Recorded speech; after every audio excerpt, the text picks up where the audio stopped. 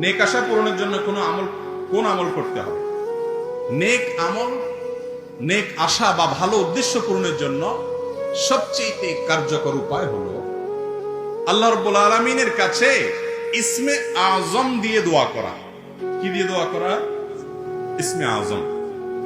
ইসমে আজম কি, এ সম্পর্কে অনেক বর্ণনা আছে। একটা বর্ণনা এটাও আছে যে আল্লাহ এই শব্দটাই হলো ইসমে আজম। অতএব হে আল্লাহ এরকম বলে যদি কিছু দোয়া করে, তাহলে কোন কোন বর্ণনা মতে সে ইসমে আজম দিয়ে দোয়া করবে। আরো ইসমে আজমের বিভিন্ন ফরম্যাট আছে, বিষয় আমাদের একটা ভিডিওই আছে স্বতন্ত্র, এটা দেখতে পারেন। আর মনে রাখবেন, আগে সব জায়গায় বাঁধটা দিয়ে নিবেন, এরপরে পানি ছিঁচলে আপনি মাছ পাওয়ার সম্ভাবনা আছে।